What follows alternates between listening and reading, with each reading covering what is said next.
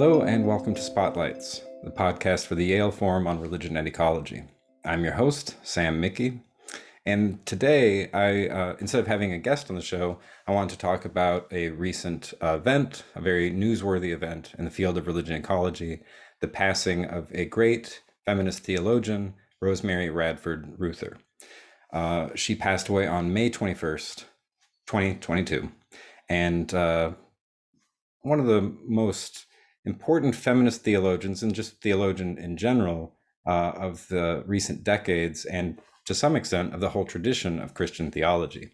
So this was announced by her longtime colleague and friend, Mary Hunt, who's a co-founder and co-director of WATER, Women's Alliance for Theology, Ethics, and Ritual. And so after Mary Hunt announced it, a couple of obituaries followed, and NPR had one very quickly out. The National Catholic Reporter also had one, and more tributes keep coming in. New York Times has something out. Mary Hunt wrote her own tribute, which I'll give a quote from a little bit later. So I'll just wanted to say a little bit about who Rosemary Radford Ruether was, what her legacy means, and her kind of impact on my own personal thinking in the world of religion and ecology. Because she's a Catholic theologian in particular, and Catholicism is a tradition that I was brought up in as well. And so I know for Mary Hunt, she sees Rosemary's work really alongside people like Augustine and Thomas Aquinas, really transformative and foundational for what the possibilities for the Catholic faith can mean. So she herself would describe herself as being part of the progressive feminist liberation theology side of Catholicism. Right, Catholicism, it's about 1 billion people right now, and it's very plural and diverse, and she likes to really celebrate that. And so a lot of her work specifically revolves around sex and gender. So she's got a lot of books and a tremendous amount of articles, well over a dozen books that she wrote. I think the one that's probably most famous, or that for which she's most well known, is Sexism and God Talk from the early 1980s. And I don't know, God Talk to me is still one of my favorite definitions of theology, right? Theos, logos, God, speech, talking about God, doing God Talk, doing theology. And of course, the whole history of theology in the Christian tradition and Abrahamic traditions in general is full of a lot of sexism and patriarchy. I mean, God the Father, right? And yet, that's very same tradition and the diverse strands of those traditions also have resources for combating sexism, for instituting a more egalitarian and just understanding of sexuality, gender differences, etc. But in terms of the field of religion and ecology, a couple other books might come to mind. She co-edited with Dieter Hessel a volume called Christianity and Ecology, which was part of Harvard University Press's series on the religions of the world and ecology. So several books came out in that Harvard University Press series, and Christianity ecology, Islam and ecology, Jainism and ecology, Hinduism and ecology, really all the religions of the world, the major religions were represented, as well as a volume on indigenous traditions. So tremendous work and very foundational for the Forum on Religion and Ecology.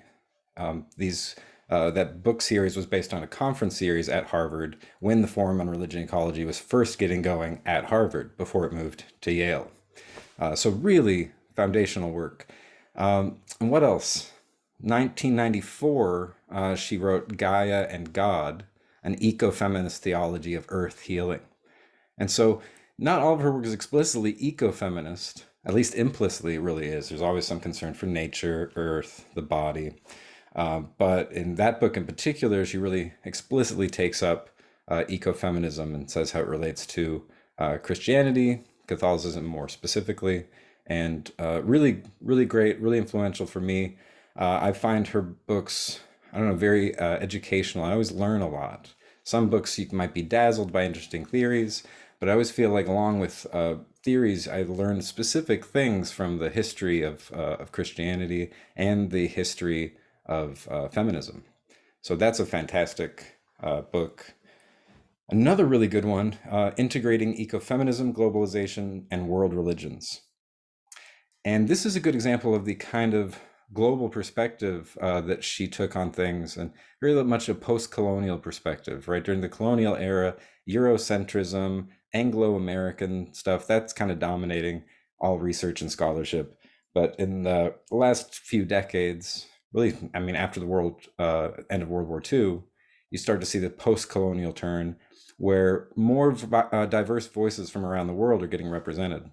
Some theologians are still slow to take up that challenge, but Ruther was one of the first to be like, "Oh no, we have to have a kind of post-colonial liberation theology, opening up to a global perspective." And so, along those lines, what I like about this book is it's integrating ecofeminism, globalization, and world religions. So she's not just talking about Christianity. So important in our time that whatever tradition you kind of have a home in, you have to have some literacy about what's going on around the world. So if you're a Christian, great, you should still know something about Hinduism and Buddhism, indigenous traditions, etc., because we're all sharing the planet together. So it turns out that if you really want to be a good Christian, a kind of pluralistic approach might be important.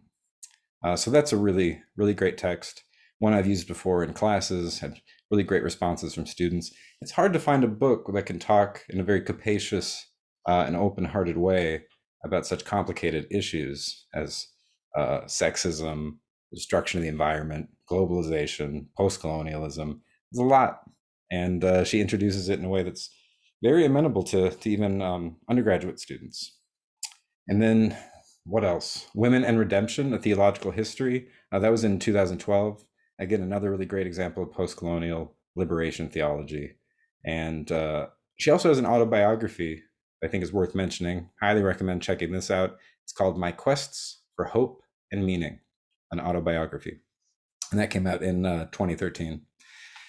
So really remarkable person, and all the tributes coming in really testify to that. She wasn't just a great scholar, but was very kind and a very good connector, you could say.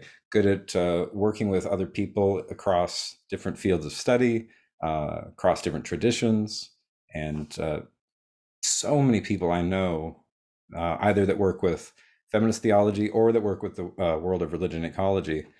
So many of those people were very, very touched by her. It's one of those things, like everybody I know has some connection to some part of her work. So she was a big advocate, for instance, for women's ordination. And that's a very complicated issue in Catholicism. And she's like, I don't always have to agree with the Pope. We're a diverse tradition, and it's okay to hold different kinds of perspectives on these things.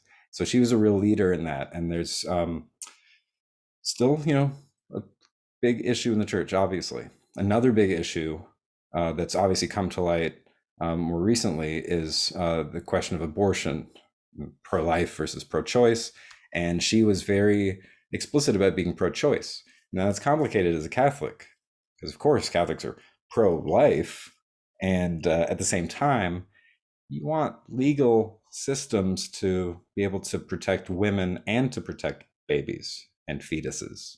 And so how do you do that? Maybe some laws around pro-choice are pretty helpful for that. So she served as a board member for a pro-choice group called Catholics for Choice, which I know to some Catholics is just a contradiction in terms. So an important voice on a very controversial debate. So along with really focusing on global perspectives, focusing on the environmental crisis, she was really in there with the important issues facing women in the church. So this is just my little tribute to her.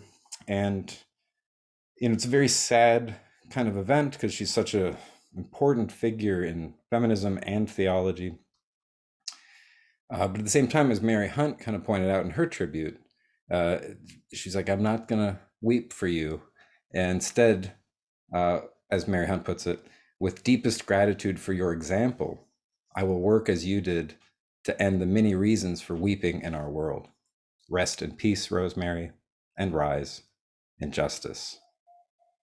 So I'll leave it there with those words from Mary Hunt, and I'll make sure to provide some links to some of the pieces I was referring to, including Mary Hunt's tribute and a couple of obituaries. Those will be in the notes for the show. So I hope you enjoyed this short little tribute, and we'll be back next week with some more conversations for you. In the meantime, take care, be well.